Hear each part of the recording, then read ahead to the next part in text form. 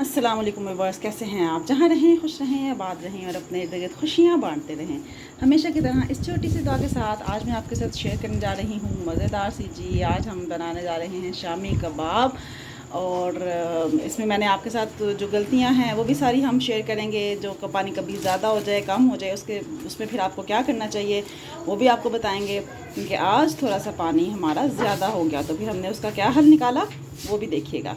तो ये अब एंड पे हम ये बना रहे हैं शामी। ठीक है जी, तो अब आप देखें कि शामी किस तरह से बने हैं और अपना फीडबैक ज़रूर दीजिएगा। तो चलें जी, इंजॉय करें आज शामी कबाब की रेसिपी। देखें जी, दाल गल गई है, भला चेक करें दाल थोड़ी सी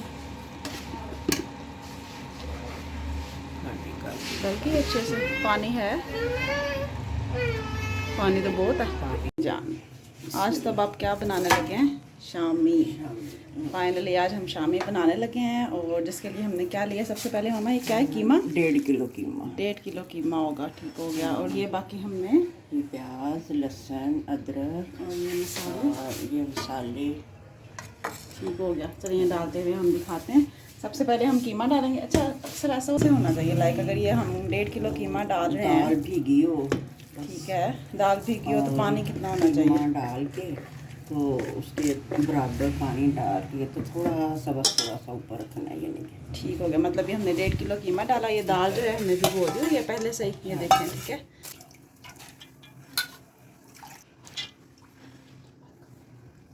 ठीक है, ये तकरीबन दाल कितनी है? 3 पाव के करीब दाल है। 3 पाव तकरीबन दाल। ठीक हो गया। 1.5 किलो कीमा और 3 पाव इसमें हमने दाल डाली है। और दाल डालने के बाद अब जो अदरक 2 टेबल स्पून अदरक है। और ये लहसुन कितना है ये देख लें दी, जब 15 से 20 जब लहसुन के हो गए। और प्याज जो है ये छोटे साइज़ का था हमारा, अगर बड़े साइज़ का तो 3 अदद काफ़ी होंगे, है ना। ये हमारे छोटे साइज़ के थे तो ये मैंने तकरीबन 6-7 छीले हैं और ये हमने इसमें डाल दिए बड़े साइज़ के। ठीक हो गया। और अब मामा इसमें क्या डालना है? मसाले है दालचीनी। ठीक हो गया, दालचीनी चली गई। दालचीनी के तकरीबन 2 बड़े पीस डाल लेंगे। एक बड़ी इलायची डाल ली, ठीक है। लौंग डालेंगे कुछ तकरीबन 15 से 20 लौंग चले गए। ये ज़ीरा है, 1 टेबल स्पून ज़ीरा चला गया, ठीक हो गया। थोड़ी सी अजवाइन, सही हो गया। और ये सूखा धनिया डल गया और ये तेज़पात, ठीक हो गया। गरम मसाले हमने इसमें डाल दिए। ये काली इलायची व साबुत इलायची, ठीक हो गया। ये डालने के बाद अब हम पानी डाल देंगे, बस बराबर, बस ठीक हो गया। इतना बस बराबर हमने उसको रखना है। नमक 2 चम्मच बड़े वाले चम्मच भर के, फिर बाद में चेक करके फिर बाद में और डालेंगे, ठीक हो गया। अभी 2 टेबल स्पून भर के हमने डाल दिया नमक। हल्दी छोटा 1 टीस्पून हल्दी का। कितनी देर के लिए प्रेशर लगाएंगे? प्रेशर मेरा ख्याल कोई 20 मिनट के लिए, दरमियानी आंच पे, ठीक हो गया। इसको मिक्स किया,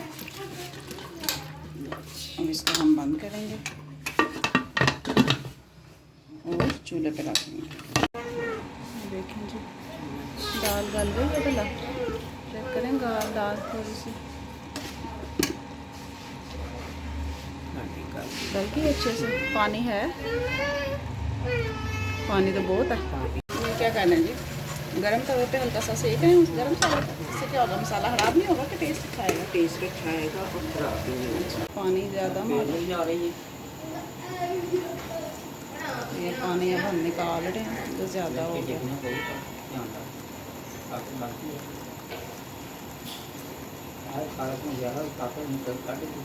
देखिए जी, अगर पानी ज़्यादा हो जाए आपके बिलफर्ज, हमने बराबर डाला था और उसके बावजूद ये पानी जो है ना, ये दाल गल गई थी हमारी 15 मिनट में, क्योंकि ये भीगी हुई थी। तो ये मामा ने इसका पानी ऐसे हिलाने से पहले आपने पानी निकाल लेना, ठीक है। क्योंकि अगर एक दफ़ा दाल हिल गई तो वो फिर नीचे लग जाने का खतरा होता है और वो फिर मिक्स हो जाती है सारी, ठीक है जी। तो आपने परेशान बिल्कुल नहीं होना अगर आपको पानी ज़्यादा हो गया तो, ठीक है। और ये देखें, इसका हल भी होना, हो निकाल लेते हैं, फ़ौरन पानी निकाल लें اس کو زیادہ گلنے سے پہلے، کیونکہ ایک دفعہ پانی زیادہ خشک ہو جائے گا تو وہ تو پھر دال کھانے والی دال نہیں بن جائے گی نا ماما، ایسا ہی ہے۔ تو یہ دیکھیں جس کا پانی ہم نے نکال لیا ہے اور اب یہ دال بالکل ٹھیک ہو گئی ہے، اور اس کو ٹھنڈا کرنا ہے۔ اب ہم اسے ٹھنڈا کریں گے تھوڑا سا اور زیادہ نہیں، ٹھنڈا کر کے ٹھیک ہے۔ پانی ابھی پانی نہیں ہے، خشک نکل گیا سارا، خشک ہو گیا سارا، اب ٹھیک اس ہے، کو پھر پیس کے پھر مسالے ڈالیں گے، ٹھیک ہو گیا، ٹھیک ہے جی۔ اس لیے آپ نے پریشانی ہونا، آپ بالکل برابر پانی ڈال لیں، اور اگر بالفرض تب بھی آپ کا پانی زیادہ ہو جاتا ہے تو ہماری طرح نکال لیں، نو ایشو۔ لیں جی، دیکھیں ڈرنا منع ہے، اگر رائٹ ٹائم پہ ہم رائٹ ڈیسیژن لے لیں تو ہم فائدے میں رہ جاتے ہیں۔ اب یہ دیکھیں پانی سے بالکل خشک ہو گیا، ٹائم پہ پانی نکالیے، ہلائے بغیر، ہلانے سے پہلے آپ نے ڈیسیژن لینا ہے۔ اگر آپ کو لگ رہا ہے کہ دال آپ کی گل چکی ہے اور اس کے اندر پانی ہے تو آپ نے پانی کو پھر نکال لینا ہے، ٹھیک ہے جی۔ کسی طریقے سے دکھایا نا پانی جس طرح سے نکالا ماما نے، میں ہوتی تو میں نے کہنا تھا چلو جی ریسیپی میری خراب ہو گئی، بٹ مائیں ہوتی ہیں جی۔ دال ہے یہ ہماری ٹھنڈی ہو گئی ہے، زیادہ ٹھنڈی نہیں کرنی، نارمل سا ٹیمپریچر اس کا کرنا ہے آپ نے، اور کرنے کے بعد اب ہم اس میں مزید اسپائسیز ایڈ کریں گے۔ لیں جی، سب سے پہلے اب ہم اس میں مزید کیا ڈالیں گے؟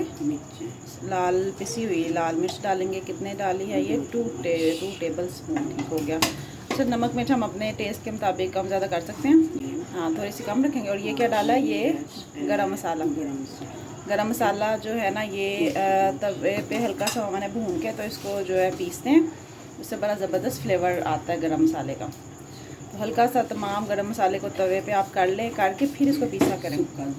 سوکھا دھنیا یہ بھی ہلکا سا توے پہ بھون کے تو پھر پیسا گیا ہوا ہے۔ 2 ٹیبل اسپون یہ چلا گیا، خوشبو بڑی اچھی آتی ہے پھر، اور ٹیسٹ بھی۔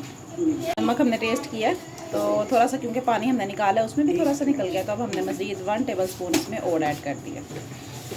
اوکے جی، نمک کے بعد اب یہ کیا ہے؟ چاٹ مسالہ۔ یہ کتنا ڈالنا ہے؟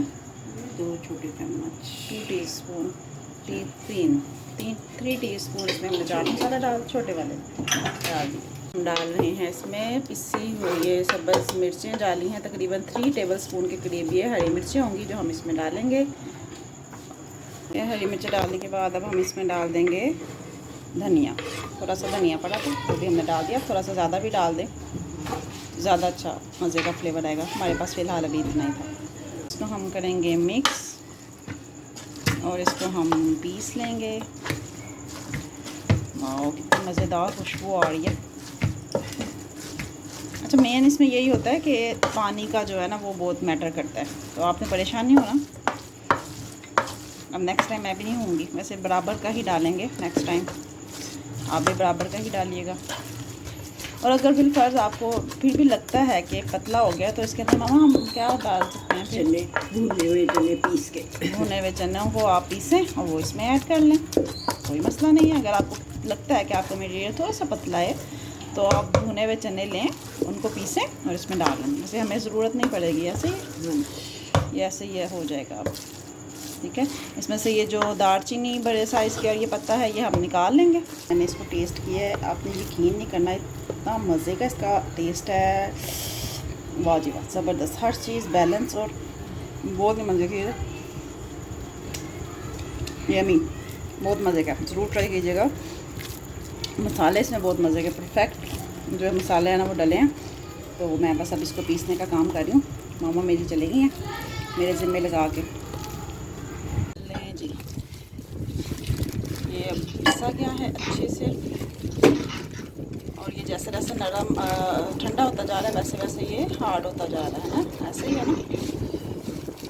اور یہ بہت زیادہ نرم بھی نہیں ہونا چاہیے، بہت زیادہ ڈرائی بھی نہیں ہونا چاہیے، اگر ڈرائی زیادہ ہوگا تب بھی جو اس کی شامی ہے وہ اچھے نہیں بنے گے، اور بہت زیادہ سافٹ ہوگا پھر بھی وہ پکنے کے بعد بہت سافٹ ہو جائے گا۔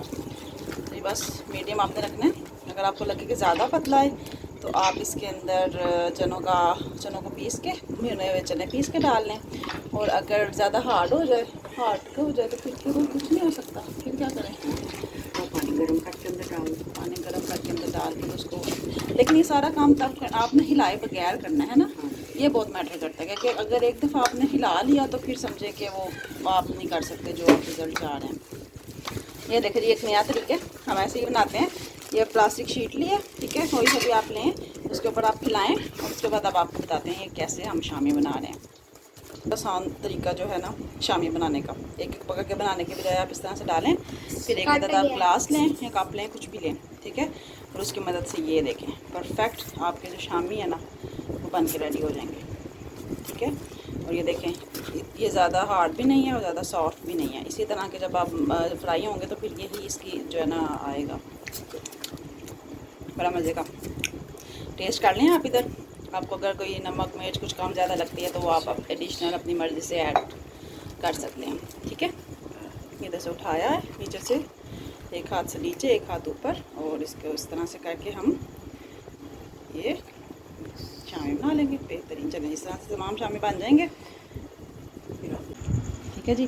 لیکن اگر آپ کے پاس اس طرح کا کوئی گلاس نہیں ہے اس سائز کا تو آپ ایک جوس والا جو وہ ملتے ہیں ٹن جو ملتا ہے، جوس کا ٹن ملتا ہے، ٹھیک ہے، اسپرائٹ کا، کوک کا، آپ وہ بھی یوز کر سکتے ہیں، اس کو کاٹیں اور اسے بنا لیں، لیکن اس کا سائز تھوڑا چھوٹا نہیں ہوتا؟ نہیں بالکل صحیح ہے، ہاں چلیں وہ بھی آپ یوز کر سکتے ہیں جی۔ تو جناب یہ ہمارے مزیدار سے جو شامی ہیں یہ بن کے ریڈی ہیں، اب میں آپ کو ان کو فرائی کر کے دکھاؤں گی اور فریز کرنے کا طریقہ دیکھیں۔ آپ ایک شاپنگ بیگ لیں، اس کو آپ کٹ کریں، ایک لیئر نیچے لگائیں، اسی طرح آپ جتنے آپ کے شامی ہیں لیئرز لگاتے جائیں اور شامی رکھتے ہیں۔ ہم یہ چکن کے شامی بنا رہے ہیں، دال اور چکن کے شامی ہیں، یہ بھی بہت مزے کے بنتے ہیں، اور یہ دیکھیں یہ بھی ایک طریقہ ہے شامی بنانے کا، یہ بہت سستا سا ملتا ہے شامی بنانے کے لیے، اس سے بھی ہمارے شامی کی بہت زبردست پرفیکٹ ایک جیسے سارے شامی بنتے ہیں۔ تو اگر آپ شامی بنانا ہے تو یہ بھی آپ ایزیلی بائی کر سکتے ہیں، بہت 100-200 آئی تھنک اتنے کا ہی آتا ہے۔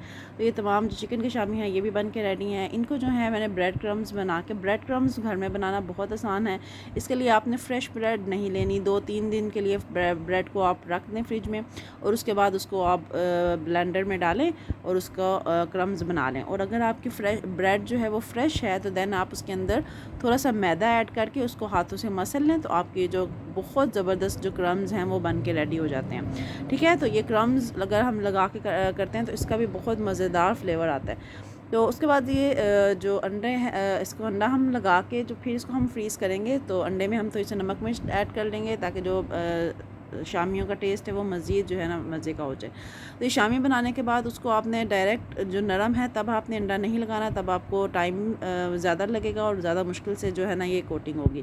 تو اس کے لیے آپ کیا کریں کہ پہلے آپ جو شامی ہیں ان کو آپ فریز کر لیں، ایک دن بنا کے آپ انہیں فریز کر لیں، فریز کرنے کے اگلے دن تب نیکسٹ آپ نے کیا کرنا ہے، پھر آپ نے ان کو جو کرمز بریڈ کرمز لگانے ہیں پھر آپ نے لگا کے ان کو فریز کرنا ہے، ٹھیک ہے۔ جو ہمارے شامی فریز ہو چکے ہیں، یہاں پر اب آپ نے میدا لینا ہے، میدے کی کوٹنگ کریں، میدے کی کوٹنگ کرنے کے بعد اس کو آپ جو آپ نے انڈا رکھا تھا انڈے میں مکس کریں، اور انڈے میں مکس کر کے پھر جو ہم نے بریڈ کرمز بنائے تھے وہ ہم اس کے اوپر لگا دیں گے۔ تو یہ بھی بہت مزیدار سے جو شامی ہیں اس طرح سے بن کے ریڈی ہوتے ہیں۔ اور اگر آپ بریڈ کرمز نہیں لگانا چاہتے تو پھر آپ ان کو ایز اٹ از فریز کر دیں، اور فریز کرنے کے بعد آپ ان کو جب وہ فریز ہو جائیں تو آپ اس کو کسی بھی ایئر ٹائٹ کنٹینر میں ڈال کے، ایئر ٹائٹ بیگ جو ہوتا ہے زپر میں ڈال کے آپ ان کو فریز کر دیں۔